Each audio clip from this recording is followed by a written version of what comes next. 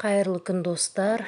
Бүгін мен осындай өте әдемі, нәзік, жұмсақ конверт чебуреки дайындайтын боламын. Бұл чебурекиді қонақ шақырғанда жасасаңыздар, дастарханыңызға сән береді.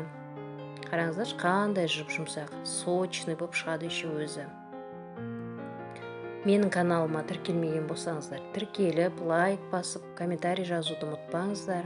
Онда бірге бастайық. Мен өзіме керекті ингредиенттер дайындап алдым. Барлығын описаниеда қалдыратын боламын. Жұмыртқамызды саламыз. Және сүтімізді құямыз. Сүтіміз бөлме температурасында болған дұрыс. Енді дәміне қарай кішкене шым-шым тұз салып, осы үшеуін жақсылаптырып араластырып аламыз.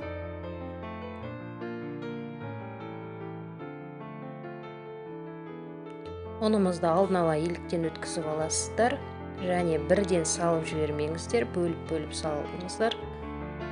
Жұмсақ қамыр илеуіміз керек.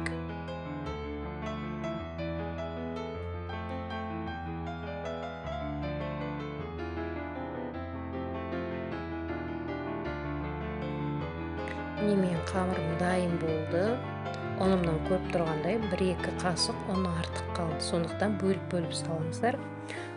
Қамырымызды жақсылаптырып, ең қандырып аламыз. Міне. Енді осыны салафанға салып 2 сағатқа демалдырып қоямыз. 2 сағат қамырым тұрды.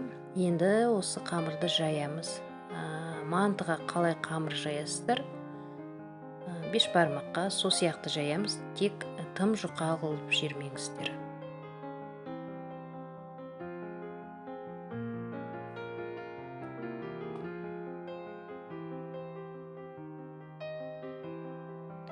Міне мен қамырымды жайып алдым. Енді осылай бірін үстіне бірін қойып, қазір кесетін боламын.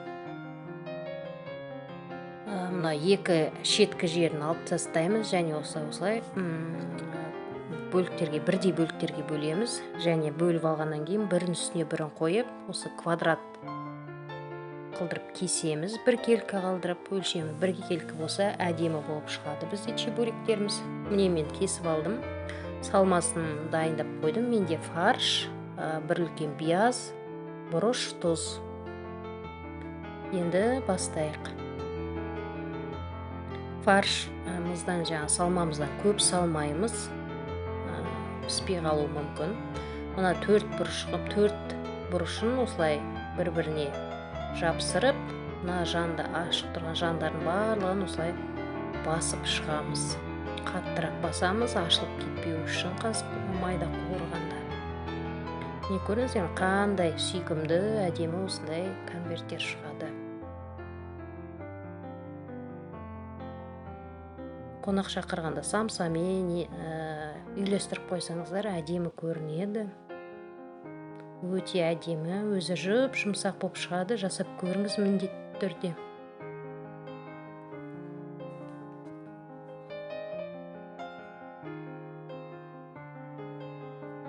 Міне, жасап болдым. Енді майымды отқа қойып қойдым. Майымызды жақсылаптырып қыздырып аламыз. Майымыз жақсы қызу керек. Міне мен майым жақсылап қызыды. Енді баяу отқа азайтамыз отты. Баяу қылдырып чебуректерімізді түйген жағын төмен қаратып саламыз.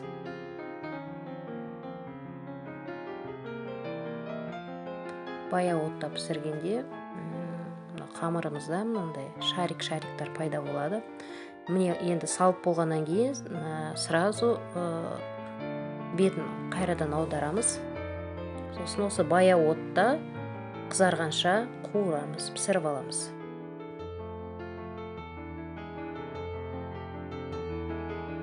Міне асты қызарды, енді аударып келесі бетін пісіреміз.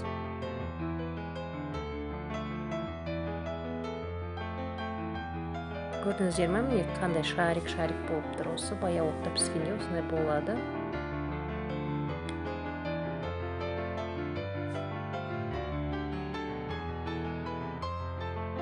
Міне екінші беті де қызарды. Енді осыны аламыз, оттан алып аламыз. майын сарқып,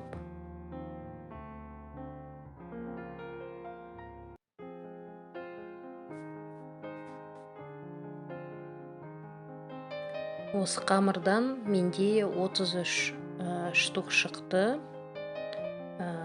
Көбірек жасағыңыз келсе, мөлшерін көбейтуге болады. 2 жайымнан бір 60 штук шығады, менде 1 жайымнан 30-33 штук шығады. Міне бетін төмен қаратып саламыз.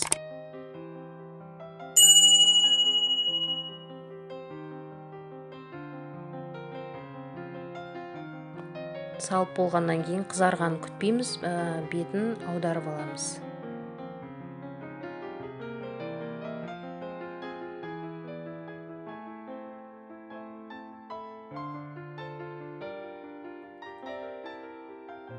Достар, сіздерге менің каналым ұнап жатса, тіркеліп, лайк басып, комментарий жазуды ұмытпаңыздар. Осы рецептпен дайындаған болсаңыздар, маған комментарийда жазсаңыздар болады.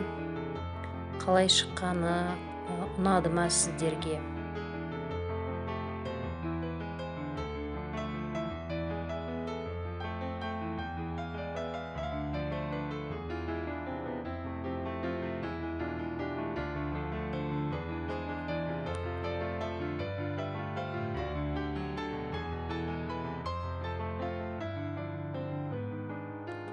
Немен чебурекиларым пісті.